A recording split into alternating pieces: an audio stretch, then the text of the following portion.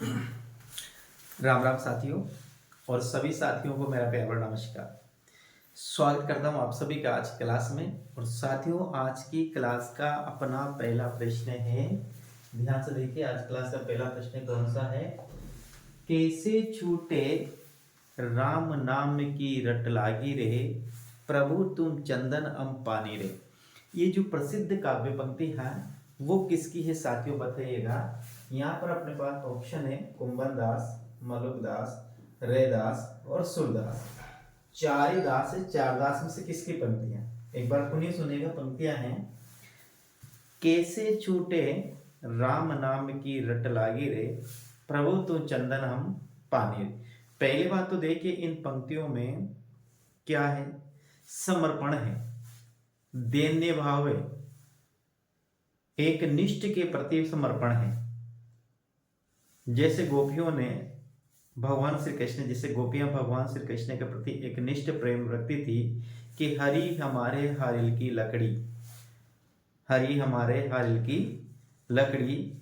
ऐसे साथियों के हरि यानी कृष्ण भगवान हमारे हारिल हारिल की लकड़ी के समान है। जिस प्रकार हारिल पक्षी होता है वो हमेशा ही अपने पैरों में एक लकड़ी पकड़ कर रखता है, और कहा जाता है कि जब भी वो पृथ्वी पर पैर रखता है तो पहले वो लकड़ी को रखता है, फिर लकड़ी पर पैर रखता है। यानी कि यदि पृथ्वी पर वो पैर रख देता है तो उसकी मृत्यु निश्चित हो जाती है। उसी प्रकार गोपियों ने भगवान श्री कृष्ण को अपना जीवन का आधार बना रखा था। और इसी प्रकार एक निष्ठ प्रेम यदि हम किताबों से करते हैं तो निश्चित रूप से जिस प्रकार गोपियों को भगवान प्राप्त हुए तो निश्चित रूप से हमें भी नौकरी प्राप्त होगी।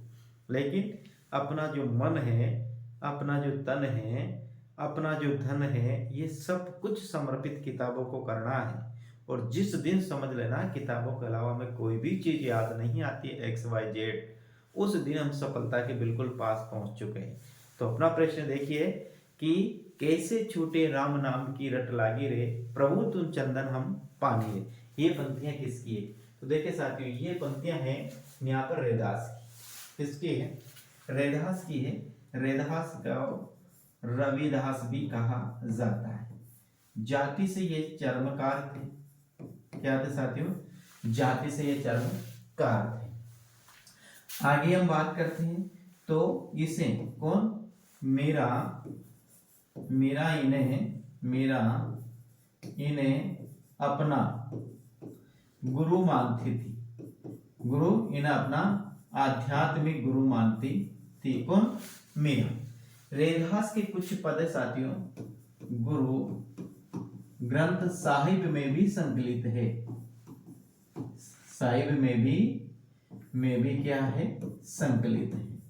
ये भी अपन को याद रखना है कि रैदास है। रैदास का पूरा नाम साथियों रविदास था। जाति से चर्मकार थे। मीरा इन्हें अपना आध्यात्मिक गुरु मानती थी और इनके कुछ पद है वो गुरु ग्रंथ साहब में भी संकलित है साथियों। गुरु ग्रंथ साहब में भी संकलित। तो यहाँ पंक्तियां किसकी है? ये जो पंक्तियां हैं वो रैदास की। रैदास की जगह अपना रविदास भी आ सकता है। दोनों नाम अपन को याद में रखना है साथियों।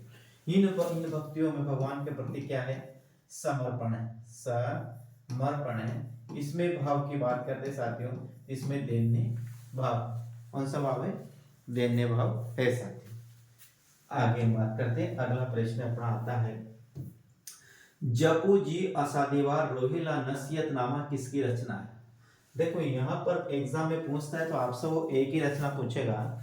या तो आपसे वो जपू जी पीछे पूछेगा, या आपसे असादीवार पूछेगा, या रोहिला पूछेगा, या नसीहत नामा पूछेगा। लेकिन यहाँ पर मैंने साथियों चारों रचना दी है। चारों रचना में से कोई भी एक रचना तो आपको याद होगी, और फिर एक रचना यदि आपको याद है तो वो सभी एक ही है। कौन सी? जपू जी असादीवार सोहिला और नसीहतनामा।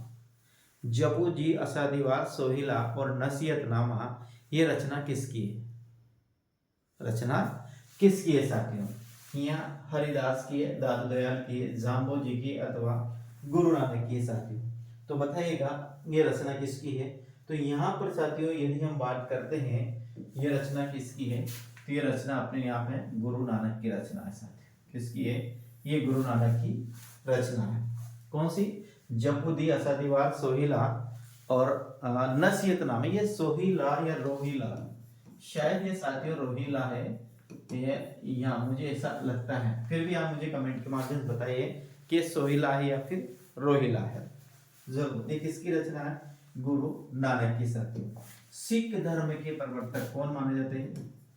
गुरु नानक ही सिख धर्म के प्रवर्तक माने जाते हैं। इनका जो जन्म हुआ था साथियों शायद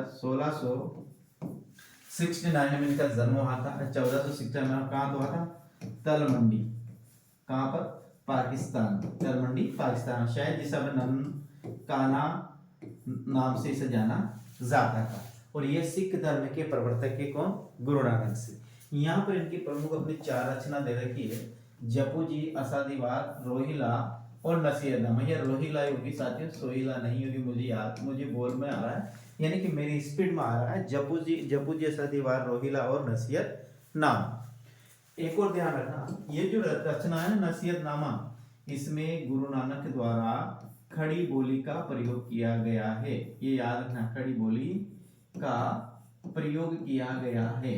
किसमें? नसीहतनामा की जो भाषा है वह खड़ी बोली हिंदी। ये आपको ध्यान में रखना है। जपू जी असादीवार रोहिला नसीहतनामा, जपू जी असादीवार रोहिला नसीहतनामा, जपू जी असादीवार रोहिला नसीहतनामा किसकी रचना है? तो ये गुरु नानक की रचना है साथियों। इसके पहले साथियों, चैनल पर पहले बार तो चैनल को जरूर सब्सक्राइब कीजिएगा और साथ साथ बेल आइकन को जरूर प्रेस करें मेरे साथियों। मैं आपका हिंदी साहित्य का संपूर्ण जो कोर्स है उसको मैं इस MCQ के माध्यम से पूरा करवाऊंगा और बेहतरीन रूप से पूरा करवाऊंगा, यानी कि आपको मैं रिवीजन करवा दूंगा। अगला प्रश्न की बात करते हैं। प्रश्न नंबर अपना आता है 3रा। विदेशी आक्रमणकारियों के विरुद्ध आवाज उठाने वाले पहले संत कौन है? बहुत अच्छा प्रश्न है। तुलसीदास ही, गुरु नानक के, जाम्बो जी अथवा सुंदरदास है। तो साथियों यहाँ पे यदि आंसर पर बात करते, क्या आंसर क्या है? विदेशी आक्रमणकारियों के विरुद्ध लेखनी चलाने वाले या आवाज उठाने वाले जो पहले संत है वो कौन है साथियों? तुलसीदास है, गुरु नानक है, जाम्बो जी अथवा सुंदरदास। तो यहाँ पर यदि हम आंसर की बात करते हैं तो फिर पुनः अपना आंसर क्या होगा? गुरु नानक ही अपना सही आंसर होगा। इनकी रचना अभी पढ़ी अपन ने कौन सी? एक तो है जपू जी, फिर है आसा दीवार है, फिर है रोहिला है, रोहिला, और एक है नसीहतनामा। एक ही रचना है। जपूदी, असादीवार, रोहिला और नसीहतनामा, ये इनकी रचना है। और नसीहतनामा की जो भाषा है खड़ी बोली हिंदी है साथियों। ये आपको याद रखना क्या है? खड़ी बोली हिंदी इनकी क्या है? प्रसिद्ध रचना है साथियों। आगे हम बात करते हैं। प्रश्न नंबर अपना आता है 4था। विश्नोई संप्रदाय के जनक कौन है? तो साथियों आपको पता है कि विश्नोई संप्रदाय के जनक कौन है। तो यहाँ पर यदि हम बात करते हैं विश्नोई संप्रदाय, तो कौन है? दादू है, रज्जब है, जाम्बो जी अथवा कुंभनदास है। तो यहाँ है जाम्बो जी साथियों, विश्नोई संप्रदाय के जनक है साथियों। ठीक है, ध्यान रखना, विश्नोई संप्रदाय के जनक जाम्बो जी पर नाथ संप्रदाय का प्रभाव भी पाया जाता है। किसका? ये भी आपको ध्यान रखना है। किसका? इन पर नाथ संप्रदाय का प्रभाव भी पाया जाता है। विश्नोई संप्रदाय कौन? बीकानेर। शायद इनका जन्म हुआ था साथियों कतियासर बीकानेर। कहाँ था? कतियासर बीकानेर में इनका जन्म हुआ था। किनका? जाम्बो जी का साथी। तो याद रखना, विश्नोई संप्रदाय के संस्थापक जाम्बो जी, जिन पर नाथ संप्रदाय का प्रभाव भी पाया जाता है, और इनका जन्म हुआ था कतियासर बीकानेर या कतियासर नागौर में इनका जन्म हुआ था साथियों। अगली रचना आती है अपनी रचना आती है। अगला प्रश्न आता है 5, बहुत अच्छी है। अष्टपदी ब्रह्म स्तुति पूजा योग समाधि योग संग्राम योग किसकी रचना है? बताइएगा साथियों। अपने यहाँ पर है अग्रदास है, श्रीचंद है, हरिदास निरंजनी है और माधवदास है, या फिर अनुत्तरित उत्तर है साथियों। इसका हमको आंसर देना है। देखिए क्या है? अष्टपदी ब्रह्म स्तुति पूजा योग समाधि योग संग्राम योग किसकी रचना है? एक बार पुनः देखिएगा। अष्टपदी ब्रह्म स्तुति पूजा योग समाधि योग संग्राम योग। अष्टपदी ब्रह्म स्तुति और पूजा योग समाधि योग और संग्राम योग। ध्यान रखिएगा। रचना देखिएगा, अष्टपदी, ब्रह्म स्तुति, पूजा योग, समाधि योग, संग्राम योग किसकी रचना है? अग्रदास की, श्रीचंद की, हरिदास निरंजनी की या राधोदास की? तो यहाँ पर बात करते हैं साथियों अष्टपदी, ब्रह्म स्तुति, पूजा योग, समाधि योग, संग्राम योग की बात करते हैं। तो ये रचना है साथियों हरिदास निरंजनी की। हरिदास निरंजनी की रचना है। और हरिदास निरंजनी साथियों ये निरंजनी संप्रदाय के प्रवर्तक माने जाते हैं। किसके? निरंजनी संप्रदाय के प्रवर्तक माने जाते हैं। कौन? हरिदास निरंजनी साथियों। एक और ध्यान रखना, ये निरंजनी संप्रदाय तो है साथियों, इन्हें नाथ पंथ वे संत मत के मध्य की कड़ी माना जाता है, के मध्य की कड़ी माना जाता है, ये आपको ध्यान में रखना है मेरे साथ। किसे? जो हरिदास निरंजनी द्वारा निरंजनी संप्रदाय की स्थापना की गई है, इस संप्रदाय को नाथ पंथ और संत मत दोनों के मध्य की कड़ी माना जाता है, ये भी आपको ध्यान रखना है। और अष्टपदी, ब्रह्म स्तुति, पूजा योग, समाधि योग और संग्राम योग रचना है किसकी है? ये किसकी है? हरिदास निरंजनी की रचना है। और हरिदास निरंजनी द्वारा कौन सा? निरंजनी संप्रदाय का प्रतिपादन किया गया है। और निरंजन संप्रदाय को नाथ संप्रदाय और संत मत दोनों के मध्य की कड़ी माना जाता है, ये आपको ध्यान रखना है। एक बार पुनः क्या है? अष्टपदी, ब्रह्म स्तुति, संग्रह, पूजा योग, संग्राम योग और समाधि योग, ये जो सब रचना है ये किसकी रचना है साथियों? ये रचना है हरिदास निरंजनी की रचना है। अगला प्रश्न है, राजस्थान के कबीर कहे जाते हैं? कौन? संत पीपा, संत सेना, जाम्बोजी अथवा दादू दयाल। किसे राजस्थान का कबीर कहा जाता है साथियों? देखिए, यदि राजस्थान के कबीर की अपन बात करते हैं तो राजस्थान का कबीर अपना कौन है साथियों? वो कहा जाता है दादू दयाल। किसे? दादू दयाल को राजस्थान का कबीर कहा जाता है, ये अपन को ध्यान में रखना है साथियों। आगे हम बात करते हैं तो दादू दयाल का जो जन्म हुआ था, कहाँ हुआ था साथियों? कड़ा, अहमदाबाद गुजरात। कहाँ है? अहमदाबाद गुजरात में इनका जन्म हुआ। किसका? दादू दयाल का। दादू दयाल। आगे बात करते हैं साथियों, इनका वास्तविक नाम बात करते थे, वास्तविक नाम था दाऊद, इनका वास्तविक नाम। किसका? दादू दयाल का। और दादू दयाल को साथियों, दादू दयाल जो दादू संप्रदाय है, इस दादू संप्रदाय को एक और नाम है निर्गुण पर ब्रह्म संप्रदाय भी कहा जाता है, ये भी आपको ध्यान रखना है। क्या कहा जाता है? निर्गुण पर ब्रह्म संप्रदाय भी इनको कहा जाता है। दादू पंथ है तो दादू पंथ को निर्गुण पर ब्रह्म संप्रदाय भी कहा जाता है। कई बार एग्जाम आया कि निर्गुण पर ब्रह्म संप्रदाय किसे कहा जाता है या फिर पर ब्रह्म संप्रदाय किसे कहा जाता है, तो आपको ध्यान रखना है ये कहा जाता है दादू पंथ का ही ये दूसरा नाम है। दादू का जन्म हुआ था अहमदाबाद गुजरात में हुआ था और इनका मूल नाम है साथियों दाऊद, इनका मूल नाम था साथियों। आगे हम बात करते हैं। अगला प्रश्न है अपना, निम्न को सुमेलित करना है अपने। हर डेवाणी है, अंगवधु है, दादू दयाल है और दादू है। इनको रचनाओं को हमें क्या करना है? सुमेलित करना है। अब देखिए, हर डेवाणी किसकी रचना है, अंगवधु किसकी रचना है, दादू दयाल किसकी रचना और दादू किसकी रचना है। तो साथियों मेरा यहाँ पढ़ाने का मकसद है आपको याद करना। तो आपको याद रखना है, यहाँ पर अपन बात करते हैं तो सभी रचनाएं सुमेलित है, यानी हर डेवाणी है, इसके रचयिता साथियों संत दास और जगन्नाथ दास। याद रखना, हर डेवाणी संत दास जगन्नाथ दास, हर डेवाणी संत दास जगन्नाथ दास, संत दास जगन्नाथ दास, संत दास जगन्नाथ दास, संत दास जगन्नाथ दास। कौन? हर डेवाणी। इसके बाद बात करते हैं अंगवधु किसकी रचना है? रज्जब की रचना। अंगवधु रज्जब। रज्जब की एक और रचना मिलती है सर्वंगी। क्या मिलती है? सर्वंगी। ये दो रचना मिलती है साथियों, सर्वंगी है सर्वंगी, ये रज्जब की दो रचना मिलती है। एक और ध्यान रखना, दादू दयाल कृति के जो रचयिता है वह है परशुराम चतुर्वेदी और दादू कृति के जो रचयिता है वह है क्षितिज मोहन सेन। याद रखना, दादू कृति के जो रचयिता है वो है अपने क्षितिज मोहन सेन, और दादू दयाल कृति के रचयिता है परशुराम चतुर्वेदी, अंग बधु के रचयिता है रज्जब दास, और हरड़े वाणी के रचयिता है साथियों संत दास और जगन्नाथ दास।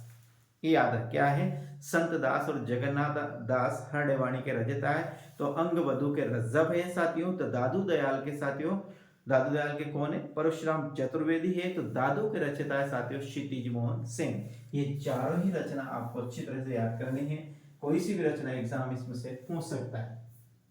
अगला है दादू दयाल के संबंध में असत्य कथन, आपको बताना है कि दादू दयाल के संबंध में असत्य कथन बोलता है। प्रधान पीठ नारायण जयपुर है।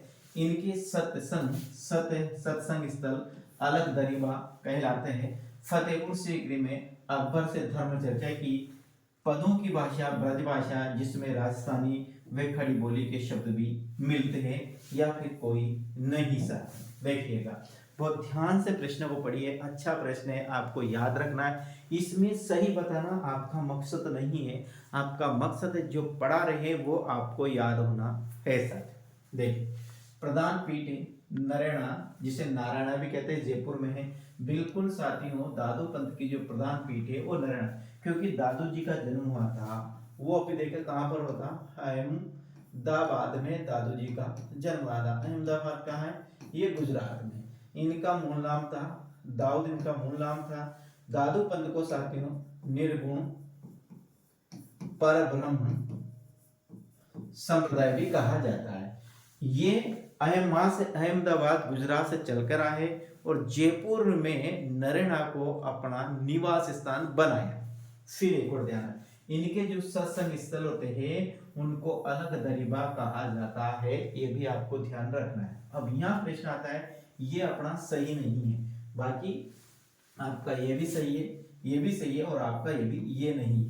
अब यहाँ एक फतेहपुर सीकरी अकबर में जो धर्म चर्चा के लिए अकबर ने जिसे बुलाया था साथियों, वे अपना नाम आता है कुंभन दास। क्या आता है, कुंभन दास आता है, क्योंकि कुंभन दास ने कहा था कि आवत जावत घिस गई पन्निया और बिसर गयो हरि का नाम। ये आपको याद रखना है। आगे है पदों की भाषा ब्रज भाषा है, जिसमें राजस्थानी व खड़ी बोली के शब्द भी मिलते हैं साथियों।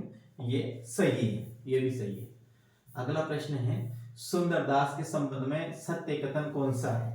अब आता है सुंदरदास। ये सब पढ़ रहे हैं निर्गुण संप्रदाय के संत पढ़ रहे हैं, निर्गुण संप्रदाय के संत मत में। देखिए इनका जन्म यहाँ दोष नहीं साथियों, यहाँ है दोसा, बिल्कुल सही है। इनका जन्म हुआ था वह दोसा, राजस्थान में इनका जन्म हुआ था। किसका, सुंदरदास का जो जन्म हुआ था राजस्थान के दोसा में इनका जन्म हुआ था साथियों, ये आपको ध्यान रखना। इनकी शिक्षा और दीक्षा कहाँ पर हुई थी, बनारस में हुई थी, ये भी बिल्कुल सही है। बनारस कहाँ साथियों, ये यूपी में। बनारस को साथियों वाराणसी भी कहते हैं, वाराणसी भी कहा जाता है। बनारस को साथियों काशी भी कहा जाता, ये आपको ध्यान में रखना है। ये बनारस के दो नाम। तो इनका जन्म कहाँ होता है, दौसा में हुआ था। इनकी शिक्षा दीक्षा कहाँ पर हुई थी, बनारस में हुई थी। संतों में सबसे अधिक पढ़े लिखे और शास्त्रज्ञ थे साथियों। कौन, एक और ध्यान रखना, पढ़े लिखे एवं शास्त्रज्ञ थे, तो वो कौन थे साथियों, शास्त्री में कौन से थे, वो सुंदरदास ही थे। संतों में सर्वाधिक पढ़े लिखे और शास्त्रज्ञ थे, वो कौन थे साथियों, सुंदरदास ही थे। और विधिवत शिक्षा यदि किसी संत ने प्राप्त की तो वो भी क्या है साथियों, वो भी अपना सुंदरदास है। अब ध्यान रखना, इनका जन्म हुआ दौसा में, ये आपको ध्यान रखना है। इनकी शिक्षा दीक्षा कहाँ पर हुई, बनारस में हुई। और किसी ऐसा कौन सा संत है जिसकी शिक्षा दीक्षा पूर्ण नियमों से बद्ध हुई या नियमों के अनुसार हुई साथियों, तो वह है कौन, सुंदरदास ही है। आगे संतों में सबसे अधिक पढ़े लिखे थे साथियों, तो वह सुंदरदास ही थे। और एक और सर्वाधिक शास्त्रज्ञ थे, क्या थे, सर्वाधिक शास्त्रज्ञ की बात करेंगे तो भी अपने क्या आएगा, सुंदरदास ही आएगा। ये श्रृंगार रस के घोर विरोधी थे, क्या आएगा, तो याद रखना साथियों सुंदरदास थे, ये श्रृंगार रस के घोर विरोधी थे। क्योंकि इन्होंने, किसने, सुंदरदास ने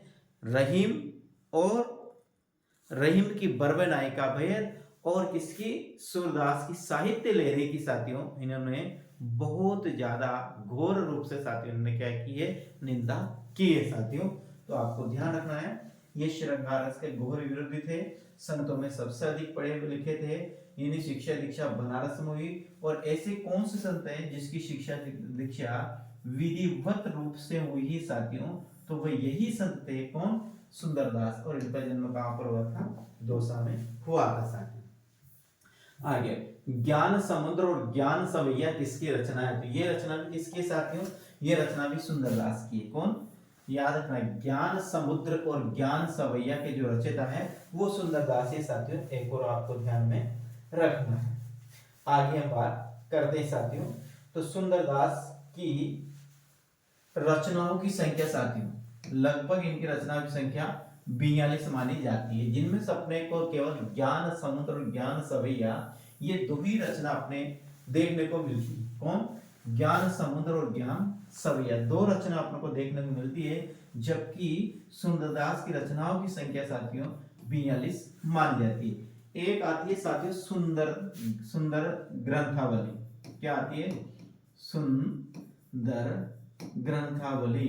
अब ये सुंदर ग्रंथावली है, इसका संपादन किसके द्वारा किया गया, तो आपको याद रखना है साथियों, इसका संपादन किया गया है हरि मोहन पुरोहित, याद रखना, हरि मोहन पुरोहित द्वारा इसका संपादन किया गया। हरि मोहन, हाँ, क्या कर रहे हैं, सुंदरदास की रचनाओं की संख्या 42 मानी जाती है, जिसमें ज्ञान समुद्र और ज्ञान सवैया प्रमुख है। और एक रचना मिलती है आपको सुंदर ग्रंथावली, क्या मिलती है, सुंदर ग्रंथावली मिलती है। इसका संपादन किसके द्वारा किया गया है, तो सुंदर ग्रंथावली का संपादन किया गया साथियों या हरि नारायण साथी, हरिमोहनी ये हरि नारायण पुरोहित है, ये याद रखना, हरि नारायण पुरोहित द्वारा इसका संपादन किया गया है साथी। किसका, सुंदर ग्रंथावली का जो संपादन किया गया है वो हरि नारायण पुरोहित द्वारा इसका संपादन किया गया है मेरे साथियों। आगे हम बात करते हैं, प्रश्न नंबर अपना आता है 11वां, रज्जब दास के संबंध में सत्य कथन है, कौन सा सत्य कथन है, वास्तविक नाम रज्जब अली का था, बिल्कुल करेक्ट है, सुंदर रज्जब दास का नाम साथियों क्या नाम था, वास्तविक नाम था रज्जब अली, इनका वास्तविक नाम था। आजीवन दूल्हे के वेश में रहे, बिल्कुल सही है साथियों, आजीवन दूल्हे के वेश में रहे। कहा जाता है कि जब ये अपनी बारात लेकर दुल्हन को लेने जा रहे थे साथियों, तो बीच में शायद सुंदर दादू दयाल के प्रवचनों को सुना, प्रवचन कर रहे थे, उनको प्रवचनों को सुना, प्रवचनों से इतने प्रभावित हुए साथियों, तो ये यानी कि वैवाहिक जहाँ विवाह करने जा रहे थे उसको छोड़कर और उसी वस्त्र में ही उस गुरु का प्रवचन सुनने लग जाते हैं। और कहा जाता है कि आजीवन इन्हें वैराग्य जीवन धारण कर लिया और उसी दूल्हे के वेश में आजीवन ये रहे साथियों। कौन, रज्जब दास। और इनकी प्रसिद्ध रचना है सर्वंगी और अंगवधु, इनकी प्रसिद्ध रचना मानी जाती है साथियों, आपको याद रखना है क्या है, सर्वंगी और अंगवधु इनकी प्रसिद्ध रचना मानी जाती है, यानी कि डी अपना सही आंसर होगा, यानी सब ये क्या है, सही है। अगला है अजगर करे ने चाकरी पंछी करे ने काम, के गए दास मलो का सबके दाता राम, किसकी पंक्तियां, याद रखना, अजगर करे ने चाकरी पंछी करे ने काम, के गए दास मलो का सबके दाता राम, ये जो पंक्तियां किसकी, अजगर करे ने चाकरी पंछी करे ने काम, किसकी पंक्तियां दाता पे बताइए, रैदास की है, सुंदरदास की है, मलुकदास की अथवा रज्जब दास की, बताइए। अजगर करे ने चाकरी पंछी करे ने काम, यानी अजगर कुछ भी कार्य नहीं करता है, पक्षी भी कुछ कार्य नहीं करता है, फिर भी अपना भरण पोषण करते हैं, पेट पालन करते हैं। तो ये किसकी पंक्तियां, कहने का मतलब न्यू है इस पंक्तियों का अर्थ कि ईश्वर ने यदि हमें पेट दिया है तो हमें कहीं ना कहीं कहते हैं कि पेट दिया तो चोंच भी देगा, तो यानी आप आपको जन्म दिया तो खाना निश्चित रूप से उपलब्ध कराएगा। ये हम नहीं कह रहे, ये पहले के साधु संत कह गए, जैसे इन्होंने कहा नहीं, अजगर करे ने चाकरी पंछी करे ने काम, कह गए दास मलुका सबके दाता राम, कौन कह गए, दास मलुका, यानी मलुक दास कह गए ये पंक्तियां। तो ये पंक्तियां किसकी है साथियों, ध्यान रखना, ये पंक्तियां मलुक दास की, ये अपने आज के टेस्ट के 12 प्रश्न थे। ये 12 प्रश्नों में मैंने बहुत कुछ, कम से कम आपको कोचिंग में साथियों 5 से कम से कम 5 क्लास में पढ़ाने को मिले हैं। इतना मैंने साथियों इस एक टेस्ट में आपको पढ़ा दिया है और बिल्कुल मोस्ट पढ़ा है। अनर्गल इसमें कुछ भी मैंने समाहित करने की कोशिश नहीं की। तो मेरे साथियों, उम्मीद करता हूँ क्लास आपको अच्छी लगी होगी। यदि वास्तव में साथियों आप मेरा कुछ भला करना चाहते हो तो चैनल को जरूर सब्सक्राइब करिएगा, साथ साथ बेल आइकन को प्रेस करें और इसको इतना शेयर करें साथियों कि इस वीडियो पे कम से कम 10 से 20,000 व्यूज आए, ये मेरी आर्थिक इच्छा है साथी। तो जय हिंद साथियों, मस्त रहिए, बेहतरीन रहिए, अच्छा पढ़िए, अपने माता पिता का नाम रोशन करिए। तो कल फिर मिलते हैं अगली क्लास में। राम राम साथियों, जय हिंद।